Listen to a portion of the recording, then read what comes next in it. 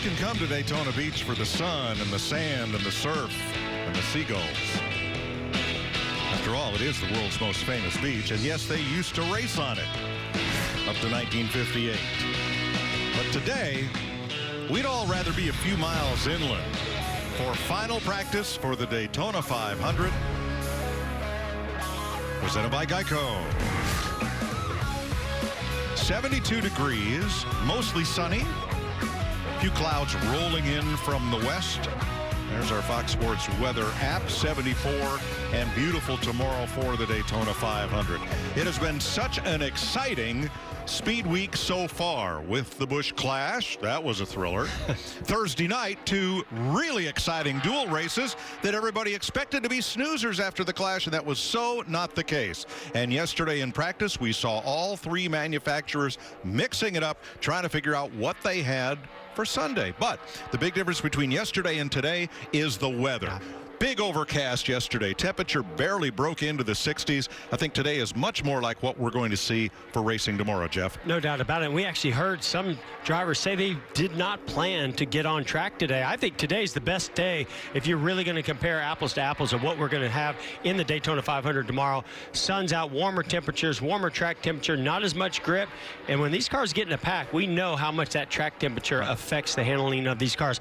One of my takeaways from yesterday was we saw a smaller group of Toyotas run a very fast, some very fast lap times, around 201.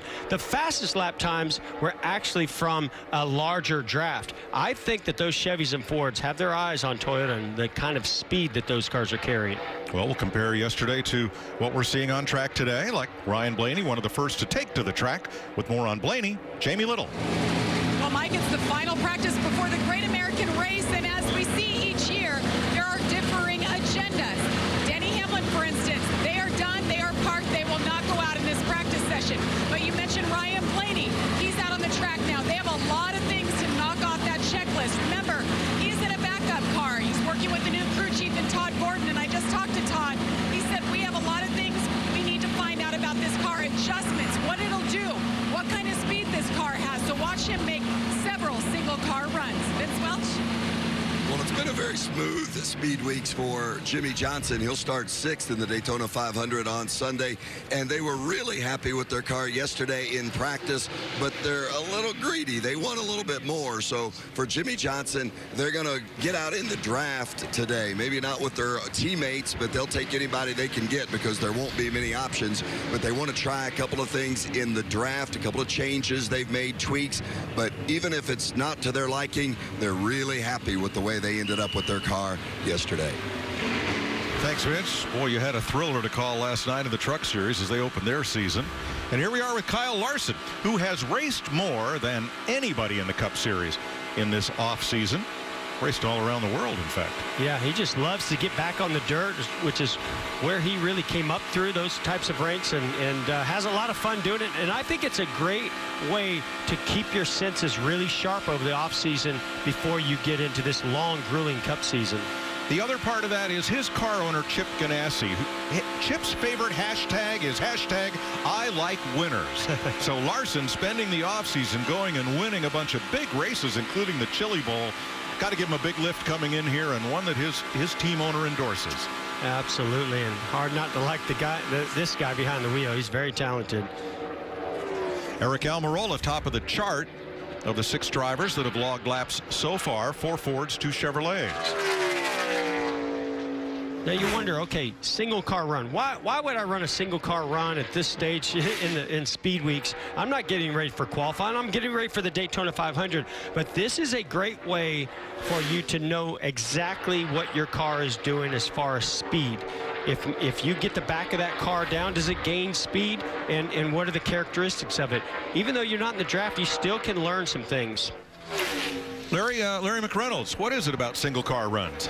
Well, a lot of the teams after practice yesterday, Mike and Jeff, they put their race hubs on. Some of the engine builders and engine tuners elected to put fresh valve springs on because you have such a sustained RPM, and these are the same engines they unloaded with over a week ago. So I think that's a lot what's going on, is just checking everything out mechanically, making sure no leaks, no vibrations, just because of a lot of the parts and pieces that got changed overnight this morning. Now, Larry, you got to help me here. The hub, of course, mounts onto the spindle. The wheel bolts onto the hub. But what's the difference between a race hub and a practice hub? Well, it's really nothing, Mike. It's just the fact that those hubs had been on the car ever since they unloaded, and they've got, you know, all of the practice, the qualifying, but more than anything, 150 miles from the dual race the other night. You just want to start a 500-mile race with fresh race hubs, and you put them on the last practice just to make sure everything's good. I go back to Xfinity Series in qualifying. The Colic racing cars, 2 of the 3 of them had a hub issue during qualifying. Makes sense to me. Telemetry for Austin Dillon. You see the steering wheel angle sensor. That's the little yellow nub at the top of the circle, showing how much wheel input he has there. You know, we talk about whether or not you go out for practice on the final day. Jamie Mack, didn't you have an instance where, had you not practiced, you wouldn't have had a Daytona 500? I did. Just a few years ago, we went out. We were just going to run just a few laps. They didn't really want to try anything. They just wanted to get a feel for the car. And when I pulled out, we had an issue with the master cylinder. And I actually thought the motor was blowing up, but the brakes just continued to lock up around the track. And, you know, we would have started a 500 run just a few laps and been out of the race. But fortunately, by going out and just doing that little brief practice, we found that issue. We were able to fix it and race the whole race the next day. No, we know nobody's superstitious in this sport, but to me, there is something about, if there's a practice, you need to at least go out there and attempt one lap to know what your car's doing, especially that final practice of the Daytona 500 weekend. Ford's top of the board in the early going in final practice.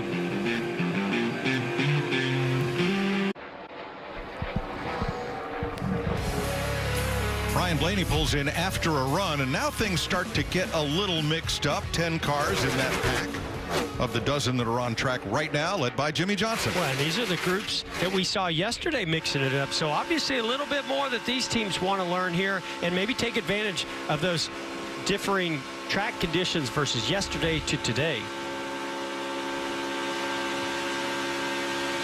David Reagan, fastest. Boy, he'd be an interesting value pick for your fantasy choices. Ooh, big run as Keselowski pokes to the outside of Chase Elliott. You would never know this is the final practice of Daytona before the Daytona 500. Double file to the stripe. Johnson, you're looking back from Jimmy Johnson's number 48 as he comes back to the low side, drifts back up high.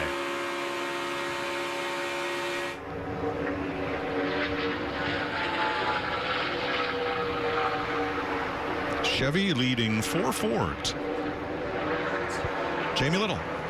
And one driver heading out now to join that on-track party is Kevin Harvick. His team typically likes to do things a little bit differently on this final week, and there's his onboard looking out as he heads out to the track. Yesterday, the team decided to sit out practice, and I was told because they had significant damage on the right side from the dual race the night before. But that's normal for them. They want to get the car polished, everything in race condition like it'll be on Sunday, and that's why they want to wait until Saturday to get those laps in, so Kevin can feel the car exactly how it's going to be for the biggest race tomorrow.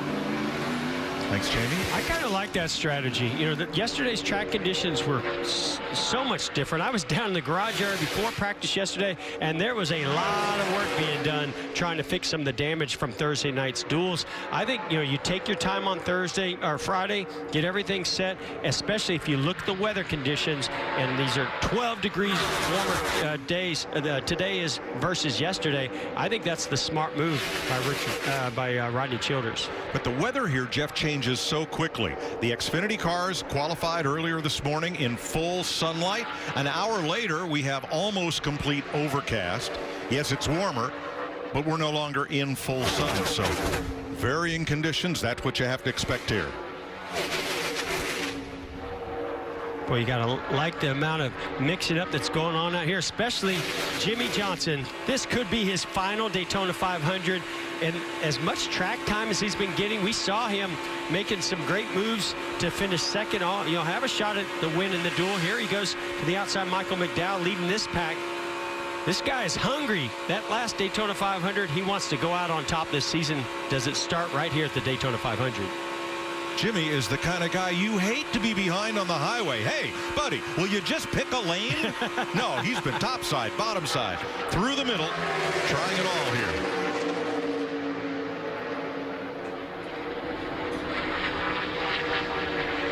Keselowski and Logano working together as Penske teammates.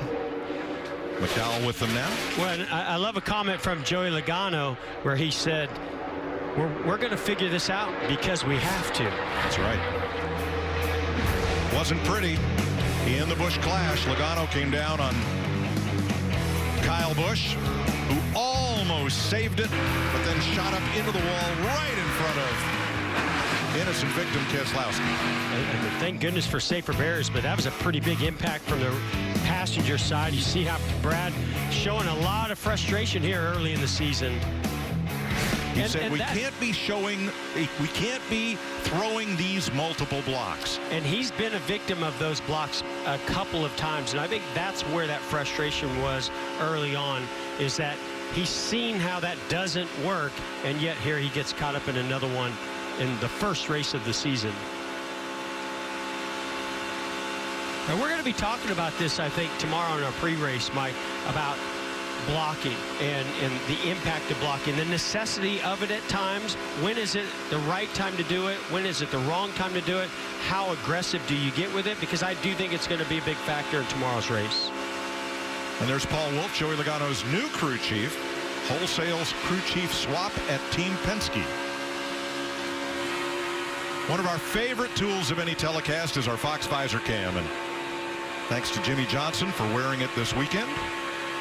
Well, you just get the sense of what it's like truly riding on board. When we're looking from cameras outside the race car, the cars look so smooth. Here you see how the car's bouncing up and down. You see the wind buffeting in the passenger or the window net. You see how he got that run and just poked out and was able to maybe pick somebody up behind him. Yeah, Chase Elliott, in order to drive right by the two of Brad Keselowski.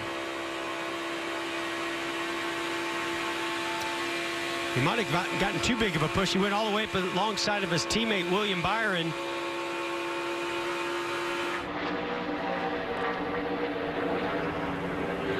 So this is when I'm in a practice like this, one of the things I'm testing, I want to be out front and see how much effort does it take from the car behind me to 2002, covering Jimmy Johnson in the Daytona 500, and I don't know if I ever remember seeing him this racy in practice. But think about the Achilles heel of this Chevrolet Camaro the last 2 years. Fast in qualifying, but just did not drive and handle well in the race. It looks like to me they are determined to make sure these cars are going to drive good in that race tomorrow. They've got a new body, specifically new front nose and rear bumper and valence. You saw the 24 William Byron get a little push there, and actually the rear bumper stepped out. I like the effort. I like the effort. Get ready for the biggest race of the year.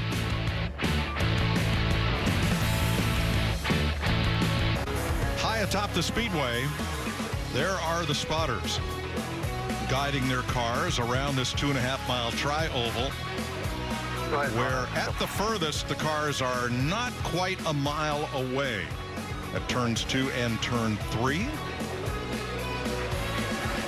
And there's the view from turn 3 up at that spotter's perch and up the 3,000-foot backstretch. And I don't think we can stress enough how important that job is going to be in the closing laps of this Daytona 500.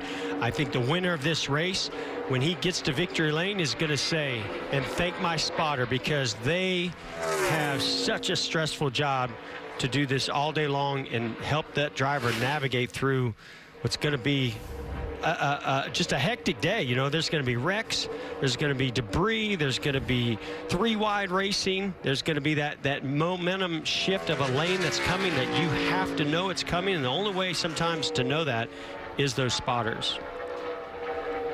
And what we've seen so far in this speed week especially, those runs build so fast and can come from anywhere, not just the front of the pack, the middle of the pack, anywhere.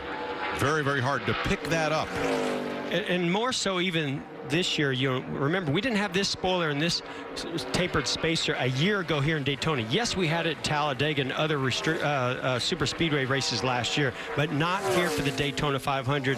And that's what I've seen. The closing rate this year at Daytona has been greater than we've ever seen. So that only puts more pressure on these spotters. And we're looking right there at Eddie DeHunt. He was my spotter when I drove the 24 car, and now Chase Elliott's spotter. All these guys, almost all these guys have some kind of racing background. Either they grew up around racing, they drove cars themselves, and I always liked a spotter that had some kind of a driving background because they know not only what it's like to spot, they know what it's like to be inside the car. Yeah, Eddie raced modifieds, got a lot of former Busch Grand National drivers up there, like Tim Fedowa, Tony Raines, Stevie Reeves. Jamie? And Todd Gordon standing up here on top of his hauler, watching his 12 car, Ryan Blaney, his new driver. So, Todd, what kinds of things are you guys learning now in this backup car? And, by the way, it's your first race with this driver. Yeah, I know first race with Brian, but, Ryan and I have been in the same team meetings for 5 years, so understanding his tendencies and conversation, I think that's been learned already. We're just trying to figure out where we are with speed and using this opportunity to just quantify a couple things on, wind tunnel data will tell you one thing, but racetrack sometimes tell you other things. So we're just trying to quantify some things that'll, one, play into where we are here at Daytona, but also into the speedway races we have the rest of the year. Thanks, Todd. Yep. Mike? Thanks, Jamie. Fords are fast so far in this practice. And let's remember, Ryan Blaney crashed his primary car from qualifying in the duels. So, they were playing with that newer car, this backup car yesterday, as well as some more fine-tuning on that car today. BJ McLeod's had a tough speed weeks, didn't get to time trial, then they had to change a transmission. He's in the Daytona 500.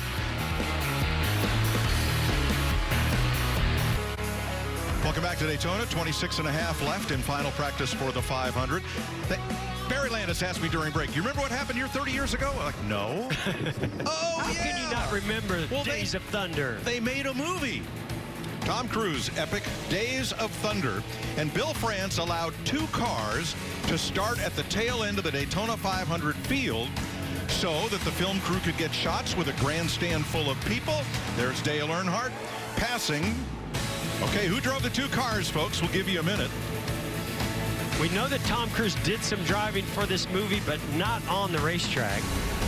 Greg Sachs and Bobby Hamilton drove the 2 cars painted up like Tom Cruise car and of course the villain car. You got to have a villain if you're going to have a movie. And movie was great fun. Robert Duvall did a great turn as crew chief Harry Hyde. And during the filming, Harry Hyde would sit on the pit wall and tell the film crew stories about things that really happened, mostly between him and Tim Richmond. People were scribbling, writing it all down, and it all made it into the movie. That's what I love about movies like that is there's a little bit of truth and a little bit that really is pulled from the actual action and then bring it to life in Hollywood. Very cool. Listen, I was always a Tom Cruise fan, but became an even bigger one. And really taught me some things about NASCAR because that was before I came down to North Carolina to pursue my career. So Bobby Hamilton drove the Russ Wheeler car and Greg Sachs drove for Cole Trickle. There you go. Let's go back to the garage. Kurt Busch won the Daytona 500 in 2017. How about this year's car? How do you evaluate what you got for Sunday? Yeah, I'm feeling really good about it, actually. That was just a nice systems check with water, oil, bedding in the brakes for all the hot pit entry. It just feels good. We made one last adjustment to see if we could find a little bit more speed by ourselves. And this Camaro's the L1 with the Chip Ganassi guys, everything is prepped as good as it can be. It's now up to the crew chief, myself, the spotter, our guys that jump over the wall. I just got to thank all the mechanics back at the shop. Feels good right now. Thanks, Kurt. Jamie? Well, Tyler Reddick all finished and ready for the race tomorrow. He is going for Rookie of the Year this year, and this is your permanent team. But, Tyler, what do you do now that you're done with the car and you won't see it again until you're on the grid tomorrow? Well, just try and get some sleep tonight, I guess. We got a big day in our Caterpillar Chevrolet tomorrow, obviously, with the Daytona 500. But I'll get the night off as a dad. Alexa's got some help in tonight, so I'll get a full night's rest. The baby's been a little crazy the last couple of nights and haven't been getting much sleep, but that's parenting. And unfortunately, just have some help to get some sleep for tomorrow. Beautiful thing about NASCAR, we get to bring the families on the road, Mike. Absolutely. Back in 1990 in the garage area, the sentiment was, you're going to do what? You're going to put 2 movie cars out there in the Daytona 500, our biggest race? But they were told not to interfere with the competition, stay low on the racetrack. Let's get some good shots and let's do this well. Don't drop any fluids. No. Don't make any silly mistakes. Yeah, I mean, I'm shocked that they did that. I don't think that would happen today. And Bobby Hamilton's drive in that Days of Thunder car ended up getting him a full-time ride in the Cup Series. How about that? Yeah, and that Cole Trickle car that you saw on track, you know where that is today? It's in Concord, North Carolina, in the centerpiece of the replica City Chevrolet in Rick Hendrick's personal collection. I've seen it quite a few times. You know, we were just seeing Tyler Reddick talk about trying to get a good night's rest. Now, he has run the Daytona 500 a year ago, but I'm sorry, these rookies, they're not going to get much sleep tonight, not the night before the biggest race of the year and the biggest of their career. Biggest rookie class we've had in quite some time, including the top 3 drivers from last year's Xfinity Series. Reddick, the defending champ. You're looking at Cole Custer from his teammate, Kevin Harvick.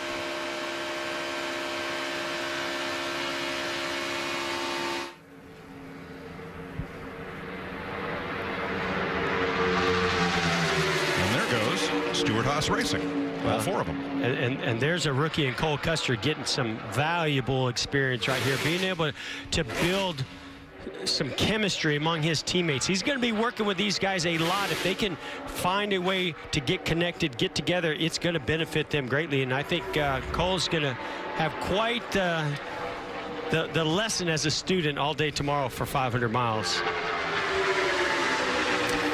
You know, guys, these 4 Stewart-Haas Ford drivers, they've run about a total of 11 or 12 laps, and I'm watching them do exactly what the 5 Toyota teams did yesterday.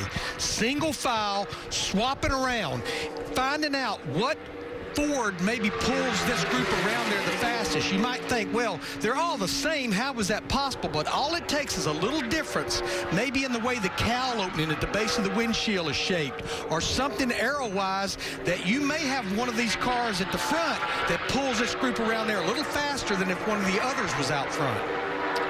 And Larry, I got to believe what the garage area is looking at right now, trying to compare those 5 Toyotas yesterday to these Fords. Now they're getting a little bit of draft with 2 more Fords in front of them, but we see right here as Almirola is 199.5 miles per hour. Remember, those Toyotas were 201 yesterday.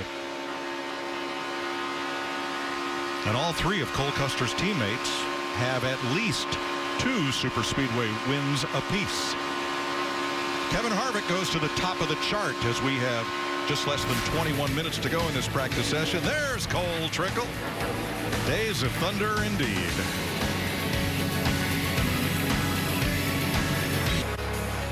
Ford's topped the chart with 18 minutes to go. A little bump drafting here. But we've not seen much of these Fords pull out to pass. Maybe doing a little work here with Cole Custer at the front. Well, they do swap around a little bit as we see Cole Custer move high as well as the 14 of Clint Boyer. Going to let Almirola go by. I watched these 6 Fords do almost exactly what we saw the Toyotas do yesterday. They would lead for a little bit, come around, get to the back of that line, let that line go by, lead for a lap or 2, and just continue to do it. The only difference is those Toyotas were 5 cars doing it at 201 miles per hour. Now, one thing we notice is a little flutter among the roof flaps and maybe even the hood flap. Roof flaps and maybe even the hood flaps, just opening just a bit. Those flaps are hinged. Of course, if the car turns around, they deploy to prevent liftoff. But having that come up just a little bit, Larry Mack, I've got to guess that can't be by accident. No, it's not, Mike. I mean, you know, if you keep that roof nice and flat and the air flows across it, it dumps right on that rear spoiler. Well, here, you'd like to get a little bit of air off that rear spoiler, and that trips the air right there. I know you guys talked to NASCAR about it, and I think their take right now today, as long as they work effective when they need to work effective, they're really not worried about this. But, yeah, there's no question that's by design to try to trip air off that rear spoiler a little bit. bit, especially on the straightaways. Yeah, and it's not that they're trying to pull that roof flap up. They're feeding air into the front of it, and down in that pocket where that roof flap is, that's what makes it flutter. And it goes back to what Larry said, that makes that air trip up a little bit. Aero efficiency has become such a priority in super speedway racing. Any little advantage you might find can turn out to be big. Look at how tall that spoiler is, almost twice what we had here last year. The black part, of course, that is solid, and then there's a clear Lexan component above it, and boy, that moves a whole wall of wind. Well, if you remember our qualifying show on Sunday, we saw drivers even putting their hand in front of that window net to try to deflect any amount of air off that rear spoiler. That right there is a wall of Lexan that's catching a lot of air, not to mention that wicker, that gurney lip on top also catching a lot of air. The whole idea is for these cars to punch a bigger hole in the wall of wind so that other cars can close up and we have more passing. And the first thing that comes to mind when I see that also is how important those spotters are and those mirrors are, because you cannot see through that Lexan. It's going to get sandblasted. It's just a very small window. There's not a lot that you're seeing out of the back of these race cars. 26 cars have been on track out of the 40-car field. The noticeable absence, the 5 Toyotas. None of them have been on track in this practice session. Ran through their game plan yesterday. Yeah, again, I can't stress enough how much the garage area was focused on the speed that those cars had. They, I guess, feel very good about the way they drove in the duels on Thursday. I don't think they learned a lot about the handling yesterday, but they certainly did in the duels. They seem to be happy with those Toyotas. Well, if they change their mind, they've only got 14 minutes. Before the Daytona 500, download the Fox Sports Super 6 app and play Super 6 NASCAR. You can play for free for a chance to win up to $10,000 in a progressive jackpot, meaning if there's no winner this week, they'll add another $10,000 to the prize next week. So get your picks in now. Are we exempt from that? Sadly, yes, I believe we are. Yep. Not that I would have a shot at it. Wait a minute. Last time we had the 21 pool and you entered picking the first and the 20th place finisher, you hit it right away. The next week I played, I hit it right away. We're exempt from that too. Yeah, we're exempt from our own game. We're exempt from a lot of things around here. Alex Bowman, 15th in this session, 6th among the Chevrolets. Jamie. Mike, this team was not planning on going out for this practice. In fact, they even sent out a tweet saying, we're done for the day. We'll see you on Sunday. But then the mechanics realized that the radios didn't sound right. They were really staticky. So they have been working on the radios this whole practice. They're static. It's breaking up. The spotter, Kevin Hamlin, has been cueing his radio. They can all hear each other, but it's not as crystal clear as they want it to be for Sunday. They changed out the wiring harness, changed out radios. They even just came in and changed out the antenna. So hoping to get it crystal clear for tomorrow. Well, the thing about radio transmission is it's analog radio, so fans can enjoy it on their scanners, but those channels are not A lot of radio waves trying to transfer in and around, and people with... Kevin Harvick out for a Saturday drive. The sun breaking through here. You see he's wearing a clear shield here, but looks to be rather content in his workspace.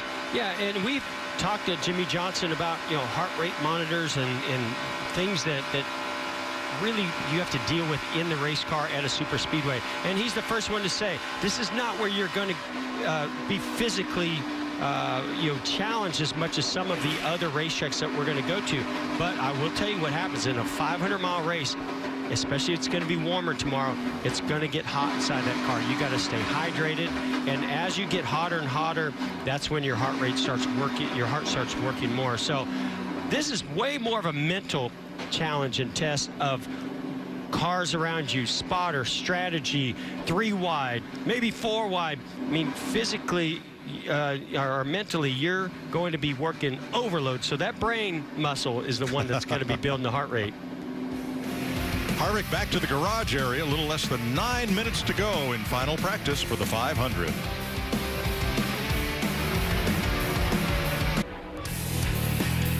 Fans enter Daytona through one of several injectors with escalators up to your seats. This is the Toyota injector that leads to a gathering space here, and there sits a replica of Denny Hamlin's Daytona 500 winner. Mike, that's some experts at Fox Sports doing that with a drone. That is so cool. It doesn't even look real.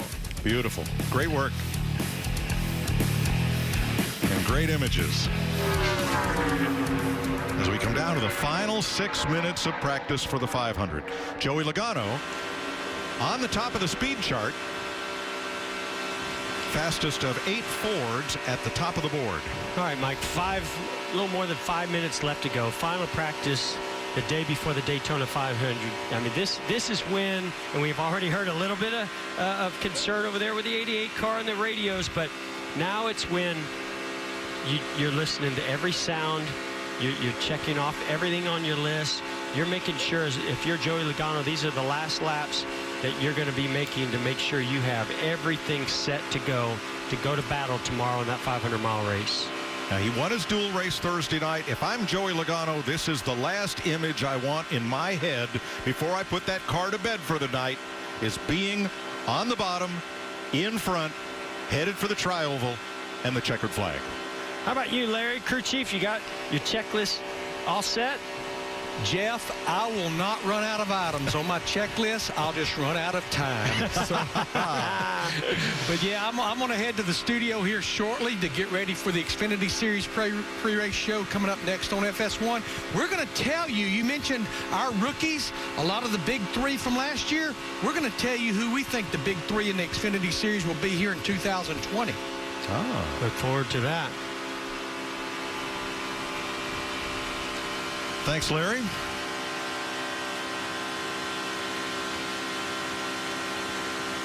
Now, you look at that Fast Five. Logano, Harvick, Keselowski. There's Clint Bowyer, 4th.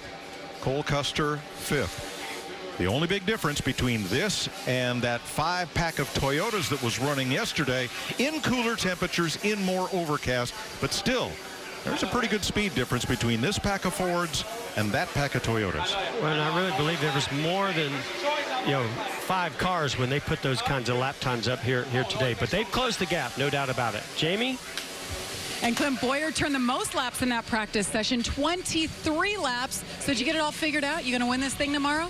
You know, it's just about balance. The sun's out, and we were running some pretty good lap times there. We needed to see that with our Fords.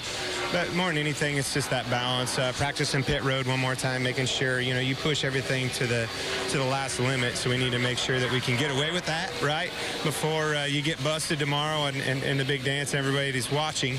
I think our balance is good. That longevity, when you start thinking about a 500-mile race, everything we've practiced up until now is about, short stints and just getting to the end of that thing. Now getting to the end of that thing is 500 miles. So she's got a handle. She's got a handle for a long time. Strategy's going to come into this thing. Who knows if that strategy is going to be 4 tires obviously at one point or another, but it's going to be 2 tires, probably fuel only at a time to gain that track position, because that's going to be important. But I'm excited, man. It's Daytona 500. This is a big opportunity for all of us, and I think the old 14 ball is just fine. Hey, this was a good rehearsal for you. No rehearsal, though, when you run upstairs in the broadcast booth. You're a member of our broadcast team. You're going to call the Xfinity race today with Brad Keselowski and Adam Alexander. Yeah, I'm looking forward to that. It's going to be a lot of fun. To be able to call a race at Daytona, it's fun to be able to compete in it, but we watch that truck race. Oh, my gosh, those guys had their hands full. Did a great job putting on a hell of a show for all of our fans. And, man, I was on the edge of my bed. I was laying down, and then I'm up. I'm like, come on, baby. I was just like Joey. I thought that Anderson kid had it, and right at the last minute, Enfinger did a good job of stalling him out and won the race. So hats off to all those guys. They started the party off right, and now let's watch these Xfinity boys have their turn. Must-see TV right here, Mike. Well, it sure was last night. Here's what Clint Bowyer's been talking about. Jordan Anderson in the number 3 truck, Grant Enfinger in the 98. Well, before we got to that, this wild action to start it all off, you heard Clint Bowyer talk about these guys having their hands full, and here's that battle right down to the finish line, slamming one another. Anderson had it till he got slammed by Enfinger, who won it. Big win for Enfinger. But Jordan Anderson said his second-place finish was a win for all the little guys that work on their own car and fund their own effort. And Natalie Decker, her fifth-place finish, best ever by a female in the Truck Series. So a big night for the trucks to start their season last night.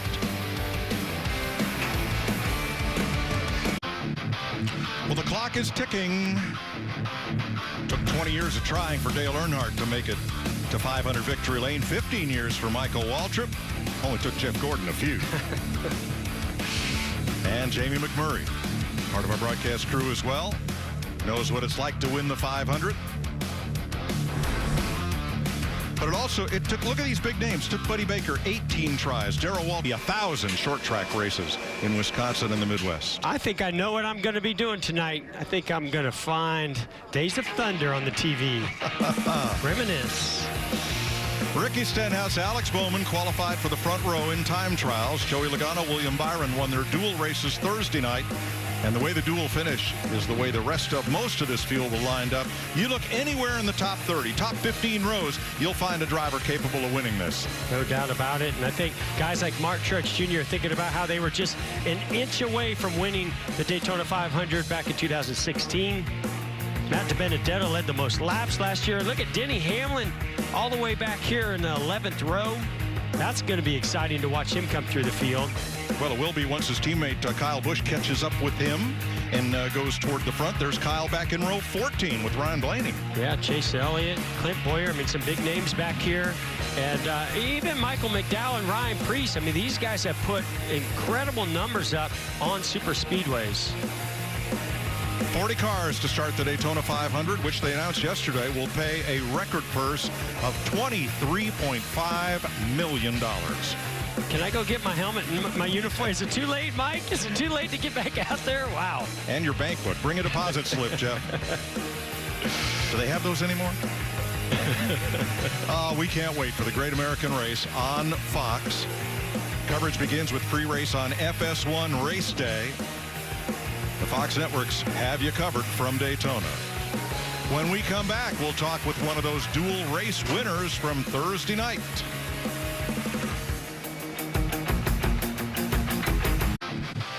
Speed Week so far has been eventful, from the crash and the clash on through the qualifying races. Daniel Suarez, Ty Majeski with a lid lifter, a wild truck race last night. Xfinity coming up, and Sunday the Daytona 500. It's why we're all here. Pre-race on Fox beginning at 1 Eastern. And let's hear from Jamie Little and one of Thursday's dual winners. Yes, and he won the Daytona 500 in 2015. One of the best super speedway racers in this field. Joey, give us a glimpse into tomorrow. What do you expect from the racing? Well, I expect to see this red and yellow Shell Pennzoil Mustang up front, and I hope that's the case. We worked pretty hard on it here in practice, and just trying to fine-tune a little bit, trying to find that balance of wanting some grip for tomorrow. Is hot and sun being out, but don't want to give up speed either. So just working on that compromise, trying to figure it out. I think we made some good adjustments here, and yeah, I expect the race to be somewhat like the duels. I could be wrong, but I think the first two stages are going to be fairly calm. The strategy will be interesting on how that plays out. The teamwork between manufacturers will be interesting to see how everybody does that. And then towards the end, I could just see it being very aggressive, like every other Daytona 500, especially with this rules package now. Everyone's racing so hard. Everyone knows what it means to win the Daytona 500, how big of a deal that is. You know you're going to see some aggressive driving out there, and that usually causes crashes. So hopefully we're in the right place at the right time and in position to win. Hey, if that didn't sell it, I don't know what does, Mike. That hit all my bullet points. Exactly the same. Thank you, Joey Logano. That is exactly it. Well, here's what's coming up today. NASCAR Race Day is next year on FS1, and then the Xfinity race from Daytona with guest analysts Clint Boyer and Brad Keselowski. Practice is over. Next for these drivers, the Daytona 500 tomorrow.